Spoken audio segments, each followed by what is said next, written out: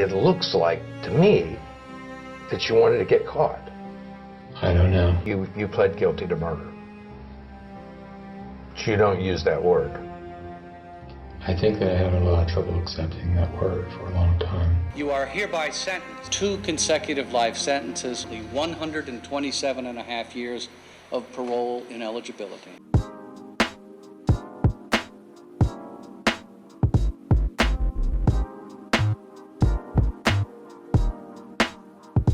What's up, you guys? Welcome back to another video. Today I'm doing a true crime video. We're gonna talk for a second because I got a couple things I gotta say. I love true crime videos. I watch them, well, I don't watch them as often as I used to, but I used to watch them all the fucking time. I've always wanted to do this. Not always. Let me back it up. Recently, I've wanted to do this. If you were around here in October, you've seen that I was trying to do something like this because of the month, like it's festive, but I stopped because I'm lazy, and that's about it. We're here. I did a lot of research on this, so I'm actually excited. I low-key like researching now because of college. I feel like college made me like want to research stuff. So, and I've researched stuff on like, you know, everybody goes into like little rabbit holes of like wanting to like read about something or whatever. Like I've done research on like Ted Bundy, a bunch of killers, honestly. I don't know what that's supposed to mean, but yeah, and we're here. So, but yeah, and I've had a lot of people tell me that they, and I mean a lot, you know how people be like, a lot of people tell me this, but like really don't mean it. I mean it. I got receipts. Y'all can go look at my comments in my other videos, especially when I'm talking about, I don't know what to do. People always tell me that I should do something where I'm talking at least, because apparently I tell really good stories. Now we're here. I feel like there was something else I had to say and I completely forgot. So I guess we're not talking for long. This is a test, okay? I want to know down below if you guys want more of these. Genuinely, like, don't like what I'm saying right now and be like, yeah, do it. Like, how am I coming off? What's going on? Am I doing it right? Am I missing stuff? Should I add more stuff? Whatever, because I do want to do this more. I do not want my channel to be surrounded by this. Unfortunately, I would love to make a whole new channel to do that, but growing a whole new channel, especially with one, YouTube and how YouTube is now, it's not the same. And two, I don't know, I just have too many channels. I have two. One I don't even use for real anymore, but still, I just don't like having all them channels and connected and all that stuff. So if I ended up really getting serious with this, I definitely would make my own channel for it. My whole channel is not rebranding to this right now because I really just want to see how y'all feel about it before I do it, because you know I'm always talking about what should I do on YouTube and blah blah blah blah blah blah blah. So yeah, we're here. I kind of want to do all types of things when it comes to true crime, and this story today, let me open up this other, hold on, we need all the light shining on me, baby. Okay, I personally love when I see a movie and it's based off of something in real life, regardless of what it is. Honestly, it doesn't always have to be true crime. Those are the ones that interest me the most. I want to know if that's like, if there's something going on in my brain that I'm so obsessed with like horror and scary and true crime or crimes in general. So if anybody knows, let me know down below, because I'm very much confused on why I am so interested in these type of things. Like I watched Snap for like 6 months straight. I don't watch it anymore because I don't really watch TV. So this story is based off of a movie. I've seen this movie and I had no idea before I watched it that it was based on a true story. The movie that I'm talking about is The Good Nurse. The movie was very interesting, and I like how, and we'll get into this, but I like how it was the perspective of the hero, which I'm saying quotations lightly, because this person that helped catching them, that takes a lot of fucking courage, for real. You're basically a snitch, which I feel like there's tiers to snitching. Yeah, I like the movie because it focused more on the girl than the man that was actually doing the crimes. I should have watched it while I was researching, but we're actually going to be talking about the true story versus the actual movie. But it is a really good movie, and I think if you have not seen it, you should check it out. So we're just gonna hop right in. I got my notes, y'all. Oh my gosh, all my research is right here. So if I'm looking down, looking crazy, that's why. I'm gonna try my hardest not to be looking down like that, but y'all know me. Got my pen.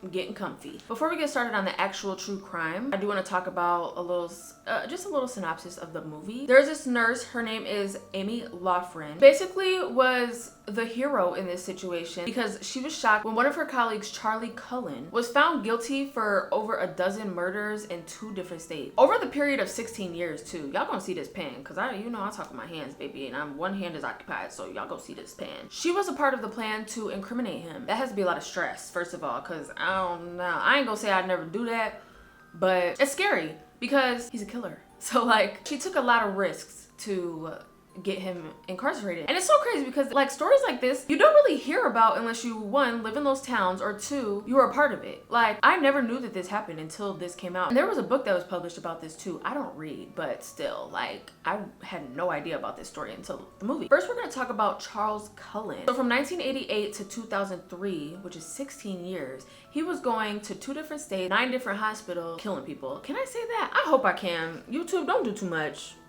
I don't got the energy. Like, I'm really just trying to tell a story.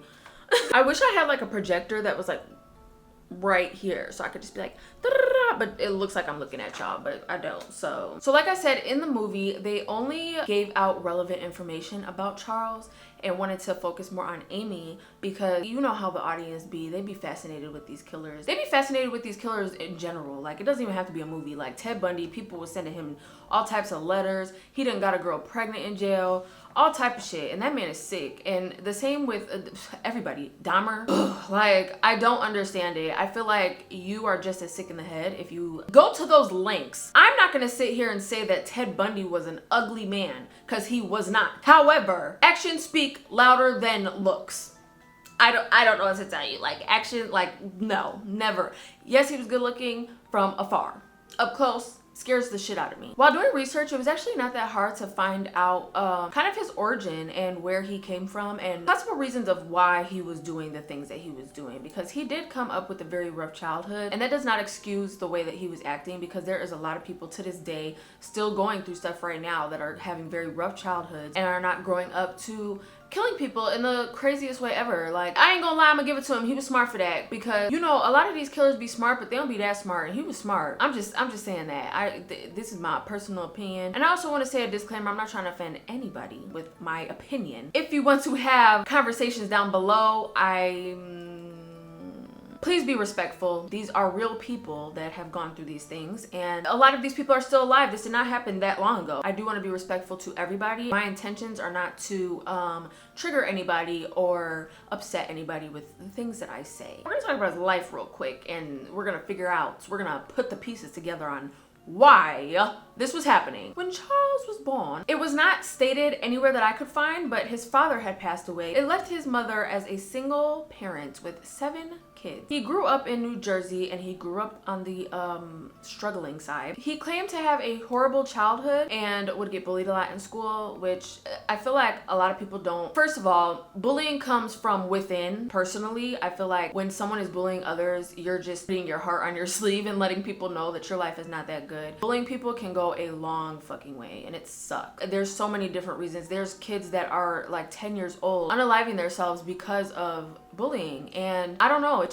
sucks, because it's kind of like, how do you really even help a child that is bullying others without the parents stepping in? And half the time it's because their parents are treating them like shit. So, but that's besides the point. And at this time, he was ready to take his own life. He's actually tried to take his own life twice, just because of all the mistreatment he was dealing with as a child, which so sad.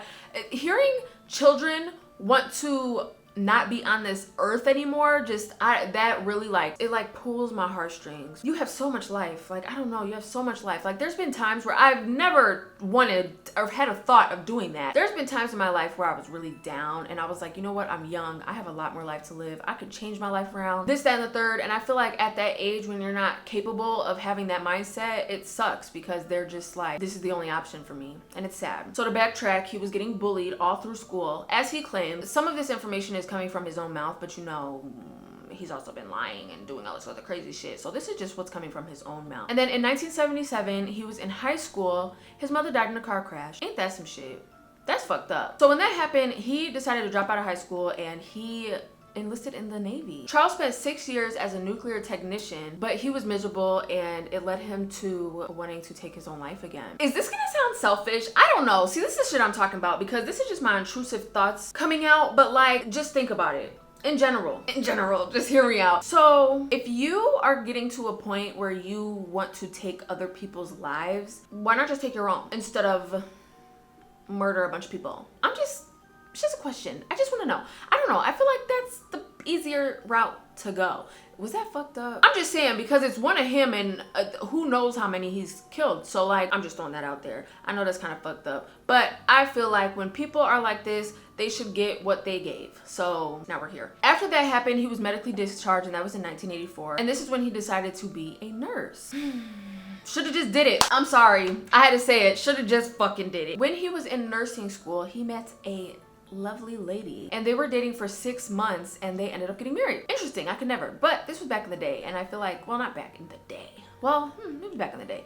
And I just, maybe that was normalized back then, but like now, getting married in 6 months is crazy. So they went to have 2 daughters. Did I check up? I'm a L fucking researcher. I'm talking about, I love researching, but I did not check up on them. I don't know where they're at. And this sucks for them too. Like, you're putting so many people's lives into just shit because you wanted to be a fucking serial killer. For example, Ted Bundy's daughters, I know he like raised one and then actually had one. I don't know about one of them, but I know for sure the other one, which is the one that he had when he was in jail, she changed her name and is like off the grid. It just sucks that you're putting all these people in these positions. During this time, they were having a really rough patches in their relationship, and they ended up getting divorced after 4 years, which is crazy that they were together for 6 months, got married, and then were together for 4 years, but it's none of my business. He started his first job out of school at a burn unit. Y'all don't know how many times I've been trying to say this, at St. Barnabas Medical Center in Livingston. Jesus. It is said that in June of 1988,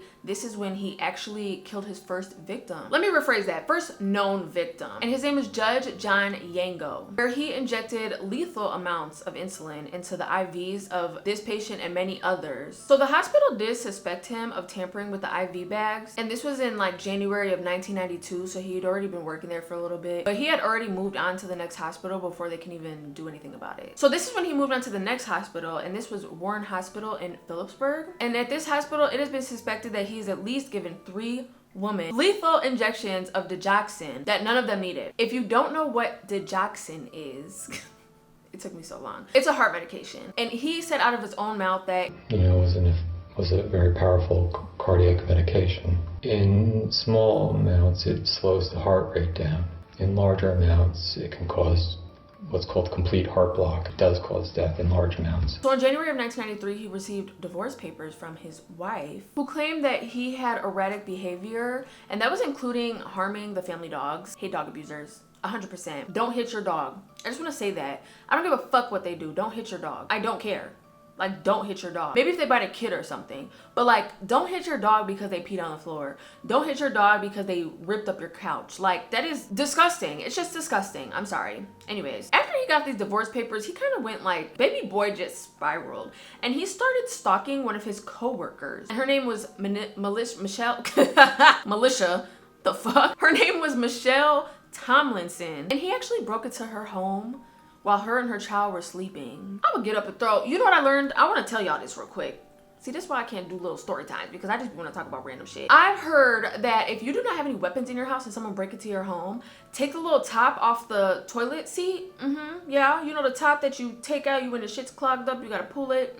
Pick that bitch up and smack the shit out of them. They will probably die. You'll probably break their skull. But if someone's in your house and they're trespassing, die. Period. Anyway, so he was only sentenced to 1 year of probation for this, which I think is crazy. I think stalking should just get worse, because stalking is very scary, and I feel like a lot of like people, I don't know about back then, but even now, like, they don't take stalking serious unless like something really happens to you. So not too long after this, he started to get investigated for murdering a patient. Their name was Helen Dean, who was a 91-year-old patient who suddenly died of heart failure. He used digoxin to kill at least, allegedly, 5 people during his 3 years of working at this ICU at Hunterdon Medical Center in Flemington. And then in August of 1997, you know what's crazy? How long it took for them to catch this man, like actually catch him. Because this was a long time. This was 16 years of killing people in hospitals. And that was scary for me because, you know, when you go to a hospital, you put your whole life on the line when you're going to a hospital because you never know who's taking care of you for real. In August 1997, he was fired from Morristown Memorial Hospital for having poor performance. Like, can I talk? So after he got fired from here, he decided to go to Pennsylvania to start working at Liberty Nursing and Rehab Center. So in October of 1998, he ended up getting fired once again for giving patients unprescribed medication. The man went to go work at Easton Hospital from November 1998 to March 1999. While he was working there, he was under investigation for the death of Audemars Ram, who had a fatal amount of digoxin in his blood. And mind you, at this time, there was a worldwide shortage of nurses, so I feel like he took advantage of that, and I kind of feel just a tiny bit in my soul that that's why they kind of just didn't catch him. But that sounds kind of stupid, but I don't know, that's just my thoughts. Or like try to actually do something about it. Like maybe they were like, maybe not, because we ain't got a lot of nurses anyway, so fuck it. But they did still let him work, and that's why I'm saying, like, he was suspected of these murders. At this point, it has already been 10 years, so like I feel like Charles and like investigators in the medical field were kind of taking advantage of the fact that there was a shortage and was just like, fuck it. And that's just my opinion. I feel like I have to keep on saying this even though y'all already know, but yeah. So from 1999 to 2002, he was moving around from different burn units. He was even able to keep his license in Pennsylvania and New Jersey, even though he was under investigation, which I think is crazy. I feel like they should have pulled it until they had proof. I mean, not proof, until they got everything they needed and then gave it back to him if he was innocent. So now we're gonna get on to the actual moment that he got captured. Well, I'm saying captured like he an animal. You know what I mean though. So he was working at Sacred Heart Hospital for a short amount of time. And after this is when he returned to New Jersey in September of 2002 to start working at Somerset Medical Center, which is the last place that he worked before he got caught. So in the summer of 2003, the hospital realized, so the hospital gets like reports, and they realized that they were getting a high amount of digoxin and insulin deaths in the hospital. So he wasn't fired until the end of October, which was after he allegedly killed at least 13 people. So this is where Amy steps in, and the detectives asked her to help capture him. So I want to make a note that Amy was not the one and only person that was trying to get this man caught. What they did show in the movie was that they did have a lot of other colleagues that were going to detectives and saying, I think this, that, and the third is happening, but they just weren't taking it seriously, or would just tell them, we don't have enough proof to move forward with this. So it's kind of just like, fuck it. So like I said, this was in November of 2003 where Amy Lawfren steps in to help with the capture of Charles. So one thing that detectives did to get Amy to even consider on helping them with this is they had Pyxis printouts. So if you don't know what Pyxis printouts are, it's basically a list of all like the barcodes that are being scanned when you are taking medicine. Not, you know what I mean? Like when the nurse goes in there to grab medicine, they take it off the thing, barcode it, yeah, scan it, and then it goes onto a Pyxis. It had showed Amy that there was a high rise in deaths in the last year, specifically for digoxin and insulin. And in December of 2003, this is when they wired up Amy, and she met up with Charles at a restaurant to try to get him to confess. And even if you look at interviews or even the movie, like she has said before that she wanted to treat him like a human. She wanted him to feel safe and not be on his ass and be like, you're a fucking murderer. You know what I'm saying? Like she wanted to keep calm and make sure that he stayed calm and tried to get him in a vulnerable state where he could just fess up to it. And while she was doing this, she kept her confidence and would stay firm on the fact that she knew that he was doing this, but still wanted to help him out. And she also took into consideration that if you come at somebody hostile, they're not gonna tell you nothing, and that's just in life. Because that is really scary to like meet up with somebody that you know has been murdering people for 16 years. I'd be terrified, honestly. After they met up at the restaurant, this is when the police came in and arrested him for killing 30 to 40 people in his medical career. Like I said, number could be higher. I don't think it could be lower, but it could be higher. In that situation specifically, you can't really prove how many people he has actually murdered because they're in a hospital. People die every day in a hospital. Every second. They can go off numbers, reports, and stuff like that, but it is really hard unless he actually says out of his own mouth how many people he's killed. But you can, sometimes these killers be a little crazy and be like, yeah, I killed 600 people. Like, so in April of 2004, this is when Charles pled guilty. He pled guilty to murder and attempted murder. He also took a plea deal to avoid the death penalty. In March 2006, he was sentenced to 11 life sentences. That's a lot. And they were all to be served consecutively, which means he ain't going nowhere, baby. And during the sentencing, he refused to speak to anybody. He was just sitting there in silence the whole time. He didn't want to talk to the victim's family members. I don't know. I feel like if I was a victim's family member, I wouldn't want you talking to me either because I'm gonna cuss you the fuck out. I'm gonna spit on you, bitch. And then on March 10th, he was sentenced to another 6 life sentences, which means that he will be eligible for parole in 2388. Is Earth even gonna still be here in 2388? That's a good fucking question. Basically, you're dying without the death penalty, babe. Sorry. Not sorry. Don't know why I said that. The last thing that I have to say about this, there's actually two things. 2013, an investigative journalist by the name of Charles Graeber published The Good Nurse. And he was talking to people for years trying to figure out what happened because, you know, there's no paperwork for real, there's no bodies to exhume. And this was 16 years of murders. It is very difficult to try to get all that together with little to no evidence because, like I said, you can go off what Charles Cullen was saying, but do you know it's really true? If anybody asks, because I always want to know, I'm very nosy, where is Charles Cullen now? He is dead. I'm just joking. He's not dead. He is actually he is in the New Jersey State Prison, currently 63 years old, where he will be serving his 18 consecutive life sentences. So if you have not noticed by now that Charles definitely dealt with a lot of mental illness, it says that he had antisocial personality disorder, depression, borderline personality disorder,